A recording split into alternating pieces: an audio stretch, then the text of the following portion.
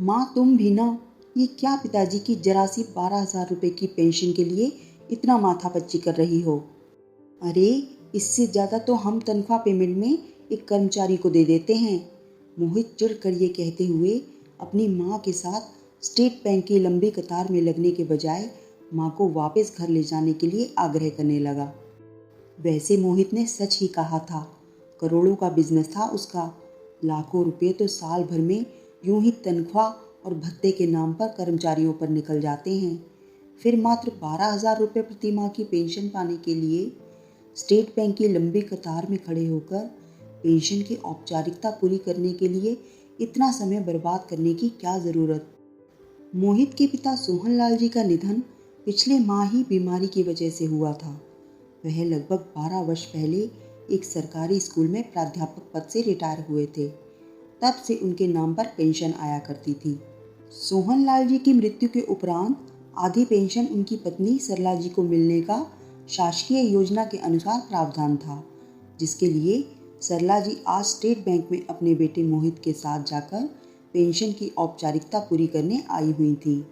उस दिन मोहित के बेटे प्रथम का 8वां जन्मदिन था। उसने अपनी दादी से साइकिल की फरमाइश की थी।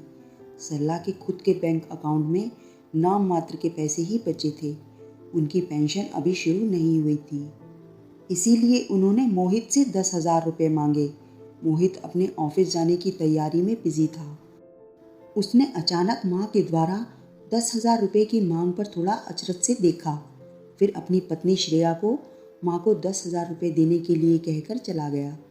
श्रेया ने एक दो बार मांगने पर अपनी सास को 10,000 रुपये देते हुए कहा, पता नहीं आजकल बहुत मंदी चल रही है, थोड़ा हाथ संभाल कर खर्च करना।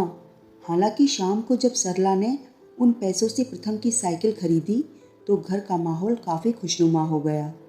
अगले हफ्ते मोहित की बड़ी बहन 2 दिन के लिए मायके आई। जब तक सोहनलाल जी जीवित थे, सरला को कभी पैसे के लिए किसी से पूछना नहीं पड़ा। वह खुद ही अपनी पेंशन से एक रकम निकालकर सरला को दे देते थे। मगर आज बेटी की विदाई के लिए सरला को बहू से पैसे मांगते समय उसके शब्द, पता नहीं आजकल बहुत मंदी चल रही है, थोड़ा हाथ संभाल कर खर्च करना, याद आ गए और बहुत दुखी मन से बेटी को बिना कुछ दिए ही विदा करने लगी। तब बहू ने खुद आकर सरला के हाथ में 2,000 रुपये पकड़ा कर कहा, बेटी को खाली हाथ विदा करेंगी क्या। सरला ने महसूस कर लिया था कि बहू की बात में अपनापन कम, उलाहना ज़्यादा है। ऐसा नहीं था कि सरला के जीवन में पैसे का अभाव आ गया हो। उसके इलाज के लिए, दवा के लिए, मोबाइल रिचार्ज करना, छोटी मोटी ज़रूरतों के लिए तो मोहित बिना कुछ कहे ही पैसे लाकर दे देता था। लेकिन इसके अलावा सरला को जो भी खर्च करना होता, जैसे किसी मंदिर में दान करना, नौकरों को उनकी ज़रूरत या त्योहार पर पैसा देना, या अपने रिश्तेदारों के आने पर उपहार देना, जैसी छोटी मोटी ज़रूरतों के लिए उसे मोहित या बहू से पैसा मांगना स्वाभिमान को चोट करता था। अभी 2 दिन पहले सरला की बहन आई हुई थी। बहन की आर्थिक स्थिति बहुत कमज़ोर थी, इसीलिए वह सरला से कुछ आर्थिक सहयोग की अपेक्षा कर रही थी। मगर खुद सरला को छोटे छोटे खर्चों के लिए बहू की तरफ मुंह देखते देखकर उसने अपनी बहन से कुछ नहीं कहा। आज जैसे ही उसके मोबाइल पर पहली बार स्टेट बैंक का SMS आया, सरला ने आश्चर्य से मैसेज खोलकर देखा।